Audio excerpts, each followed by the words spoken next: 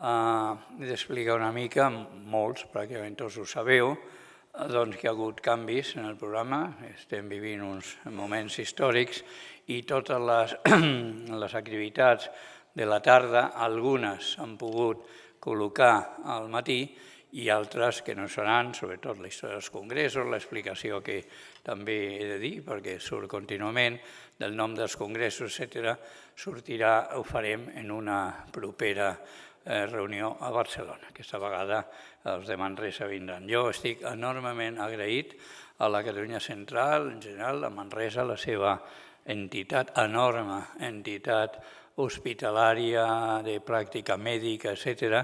I com a biòleg he de dir, bé, molt breument, que no se m'oblidi, aquesta sessió mixta tindrà tres parts fonamentals. Segurament ho teniu si heu vist l'actualització, però no estic segur que l'última cosa estigui actualitzada, per tant la diré. Doncs, en primer lloc, hi havia la ponència de vacunes i salut social, que un gran especialista, però a més un gran divulgador, no solament un gran científic, sinó un gran divulgador, amic de fa molt de temps, doncs presentarà. I serà presentat per Mercè Piqueras, que també són companys de treball, i que ella és biòloga, però té també una activitat social, medalla d'or de Barcelona, em sembla, sí, i moltes coses, no solament com a biòloga, sinó que és una activista de la ciència de la vida i de la salut. I després hi haurà la ponència d'alimentació i salut, a càrrec d'Antoni Massanés, el director de la Fundació Alícia, i el presentarà Helena Roura. Després aquí hi ha una tercera ponència que passa al bloc, passa a la sala, va a la sala polivalent 1, però possiblement no ho teniu tots en el programa, hi haurà una interrupció pel cafè, doncs aproximadament a 12:45 hi haurà la tercera ponència, que seria l'ecologia del microbioma. Josep Gasol, gran investigador, que ve de l'Autònoma, fa molts anys que ens coneixem, des que era estudiant, doncs no solament li agraeixo que hagi vingut, sinó que ha tingut un accident greu fa setmanes, de trencament del taló d'Aquil·les, i pràcticament s'ha aixecat per venir a aquest compromís manresà, però a més gran científic.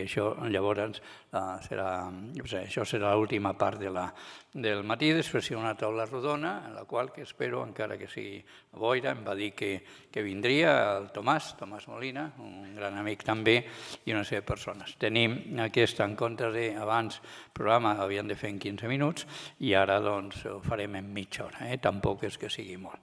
Doncs jo sé que encara tinc uns minuts, però solament dir que una altra vegada em justifico perquè han mantingut els directors dels presidents d'aquest congrés, el doctor Vilardell i el doctor Guerrero Lluís, doncs han volgut, per gentilesa amb la tradició, mantenir una tradició, no de 103 anys, perquè el nom de biòlegs va ser afegit en 1932, en la primera represa. És a dir, com sabeu molt ràpidament, van començar el 1913, van tenir un gran èxit, 1923 van tenir la primera dictadura, i llavors es van reprendre, llavors ja va incorporar biòlegs, en aquell moment no existien com a professió, però volia dir, pràcticament seria la Societat Catalana de Biologia, que eren els metges no estrictament clínics, sinó experimentals, etc. I llavors això és el que volia dir.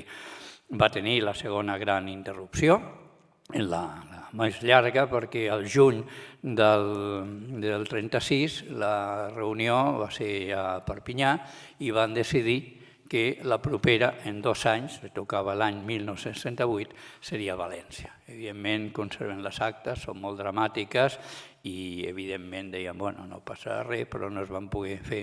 I, lògicament, gràcies al doctor, l'admirat doctor Alcini Bofill, però també Jordi Goligorina i també Oriol Casassas i Simó, i molts altres, que alguns estàveu ja en aquella època, doncs van reemprendre. Durant el franquisme ho van fer, encara que, afortunadament, el dictador va morir un any abans, però encara era el règim anterior, es va fer a Perpinyà.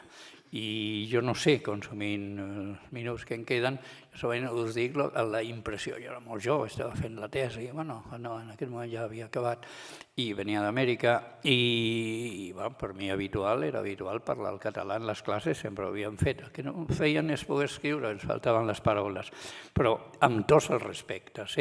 Imagineu que estem veient un extracte social baix, no puc dir ni una raça i tal, però molt pobres, identificats com a pobres els vestits, i que parlen la seva llengua, però no parlen d'assumptes quotidians, sinó que parlen d'alta medicina o d'alta ciència i tal. Això sorprèn a la societat, i a la societat francesa, per al qual el català era el patuà, doncs realment va impressionar. O sigui, van fer molt bé en fer-lo i fer-lo en Perpinyà parlant en patuà. Evidentment, la situació, fins i tot Carolina del Nord ha canviat, però era això, la justificació. I bé, hem passat els 100 anys i clarament és el moment de canviar el nom perquè les ciències de la salut són immenses, acabo de venir d'una comunicació d'un químic, etc.